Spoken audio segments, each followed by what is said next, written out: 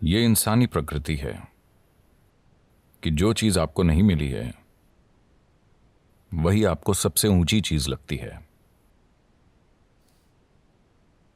जो आपके पास नहीं होता उस पल वही सबसे बड़ा लगता है। अगर आपने 2 दिनों से खाना नहीं खाया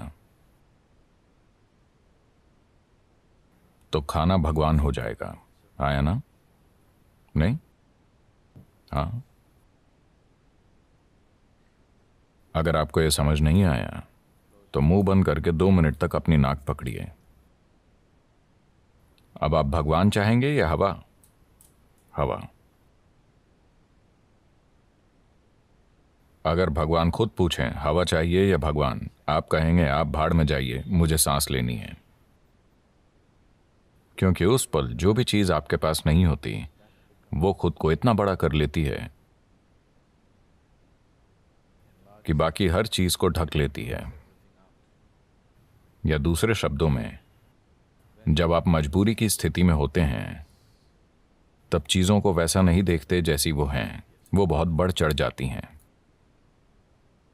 अगर आपका ब्लैडर भरा है, 1 मिनट, मैं आत्मज्ञान की बात कर रहा हूं। आपका ब्लैडर भरा हुआ है, क्या आपको रुचि होगी? मुझे आत्मज्ञान नहीं चाहिए। फिलहाल बाथरूम जाना ही परम मुक्ति जैसा है। हाँ या ना? तो चाहे जो मजबूरी हो, मजबूरी की स्थिति होने पर आप किसी भी चीज को उसके असली रूप में नहीं देखते। Life will get distorted to make you think that that is it at that moment. जीवन उस पल आपको ये सोचने पर मजबूर कर देगा कि यही सच है। तो इस तरह इंसानी जीवन एक मजबूरी से दूसरी में जाता रहता है। यह आपको चीजों को उनके असली रूप में देखने का कभी समय ही नहीं देता। अगर आप जीवन को वैसा नहीं देख सकते जैसा वो है, तो क्या आप उसे वैसे संभाल पाएंगे जैसे संभाला जाना चाहिए? बिल्कुल नहीं, है ना? अगर आप चीजों को उनके असली रूप में नहीं देखते तो आप उन्हें वैसे नहीं संभाल पाएंगे जैसे संभाला जाना चाहिए। इसी कारण लोगों के जीवन और समाज कई तरह से भद्दे हो गए हैं। जब मैं भद्दा कहता हूं तो मेरा मतलब है सामान्य।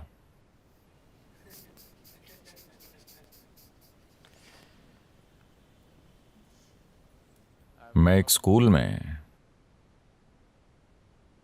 14-15 साल के बच्चों से बात कर रहा था।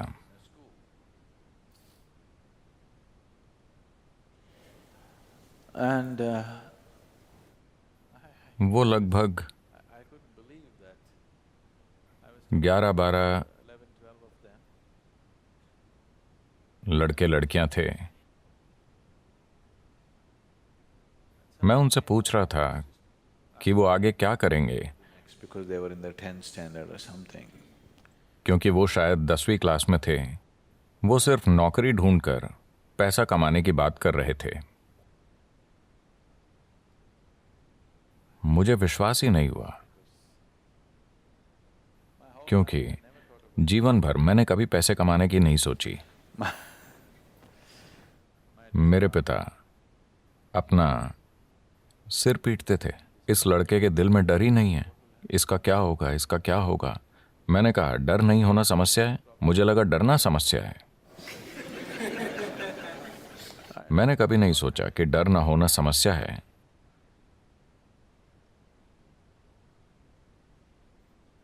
तो परमात्मा का हुक्म था कि मैं एक डॉक्टर बनूं, क्योंकि मेरे पिता डॉक्टर थे। 10 साल की उम्र में मैंने उनसे कहा नहीं, ये तो मैं बिल्कुल नहीं बनूंगा, मैं डॉक्टर नहीं बनूंगा। पर रोज कोई ना कोई मुझसे कहता तुम्हें सिर्फ एक डॉक्टर ही बनना चाहिए।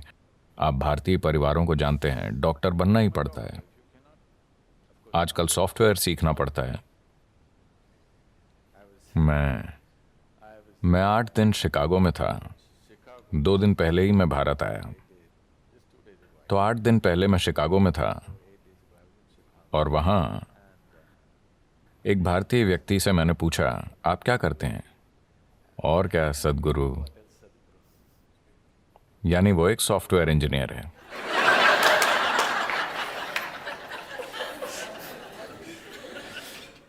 कुछ समय पहले कोई कहता और क्या, तो वो एक डॉक्टर होता। अब कोई कहे और क्या, तो वो एक सॉफ्टवेयर इंजीनियर है। वो डॉक्टर इसलिए नहीं बने कि उन्हें शरीर विज्ञान में रुचि थी। वो सॉफ्टवेयर इंजीनियर इसलिए नहीं बने कि उन्हें इलेक्ट्रॉनिक्स में रुचि है, बस पैसा कमाने के लिए। क्या ये जरूरी नहीं है? मैं ये नहीं कह रहा, मैं बस ये कह रहा हूं कि एक चींटी जिसका दिमाग आपसे 10 लाख गुना छोटा है, वो भी जीवन चला लेती है। आपका दिमाग इतना बड़ा है, आपको क्या समस्या है? मैं ये इसलिए कह रहा हूं क्योंकि ये बुरी तरह से सीमित करने वाला विचार युवाओं पर थोपा जा रहा है कि आपको पैसे कमाने होंगे, कि यही सबसे बड़ी चीज है। इतना बड़ा दिमाग होते हुए पैसा कमाना क्या वाकई कोई समस्या है? मैं जानता हूं कि सभी को यही मानने के लिए तैयार किया गया है, पर ऐसा नहीं है। मैं बता रहा हूं, ऐसा नहीं है। मानव चेतना के लिए पैसे कमाना एक मामूली चीज है, पर दुर्भाग्य से पूरी मानवता अपनी पूरी ऊर्जा और बुद्धि बस पैसा कमाने में लगा रही है। अगर दुनिया में ये नहीं बदलता, मैं ये नहीं कह रहा कि पैसे नहीं कमाने चाहिए, मैं बस ये कह रहा हूं कि इसे पूरी इंसानी चेतना पर हावी नहीं होना चाहिए। अगर आप एक छोटी उंगली से काम करें तो ये पैसे कमा लेगी, इसमें इतनी काबिलियत है। पूरी इंसानी प्रतिभा मुरझाकर मर गई है, सिर्फ इसलिए कि सभी सोच रहे हैं पैसे कैसे कमाएं, पैसे कैसे कमाएं। The moment they can earn a living, they will sit down and become fat. जब वो पैसा कमाने लगते हैं तो वो बैठे बैठे मोटे हो जाते हैं। आपको सोचना चाहिए, मैं इस जीवन के साथ क्या कर सकता हूं, है ना? आपको सोचना चाहिए, इस जीवन के साथ सबसे बड़ी चीज मैं क्या कर सकता हूं, क्योंकि एक दिन आप मर जाएंगे। क्या आप जानते हैं? क्या आपको पता है आप मर जाएंगे? तो मरने से पहले इस जीवन को परम संभावना तक पहुंचना चाहिए, है ना? मैं पैसे कमाता हूं, पैसे कमाता हूं, लोग गर्व से कहते हैं। आप क्यों नहीं देखते कि हर कीड़ा, हर पक्षी, हर जानवर, इस धरती का हर प्राणी जीवन चला रहा है? इतना गर्व कि मैं अपना जीवन चलाता हूं, इसमें इतना गर्व करने की क्या बात है? सभी अपना जीवन चला रहे हैं, है ना? सिर्फ इंसान ही इसे मुद्दा बना रहे हैं। बहुत बड़ा मुद्दा।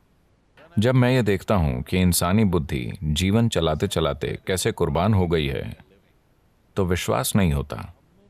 मनुष्य कितना कुछ कर सकते थे, वो अद्भुत चीजें कर सकते थे, पर उसके बजाय वो पैसा कमा रहे हैं।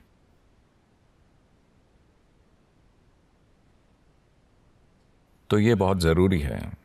मैं सोच रहा हूं कि हम एक लहर शुरू करें, खास तौर से स्कूलों और कॉलेजों में, कि पैसे कमाना एक छोटी सी चीज है। ये जीवन का प्रमुख उद्देश्य नहीं है। एक छोटी उंगली से आप पैसे कमा सकते हैं। इस बड़े दिमाग के साथ जब चींटियां जीवन चला सकती हैं, तो इस दिमाग को पैसे कमाने के लिए संघर्ष करना चाहिए। यह समस्या बन गई है क्योंकि आप किसी और जैसा बनना चाहते हैं, है ना? आप किसी दूसरे जैसा बनना चाहते हैं। आप गुलाम बन जाते हैं और इस चक्कर में पड़ने के बाद और कुछ नहीं हो पाता। आप हमेशा के लिए इसी में फंस जाते हैं। अब जिस संभावना को हम योग कहते हैं वो शरीर को मरोड़ने, फिट होने या स्वस्थ होने के बारे में नहीं है। अगर आप प्रकृति के साथ तालमेल में हैं तो प्रकृति ये सब कुछ कर देगी।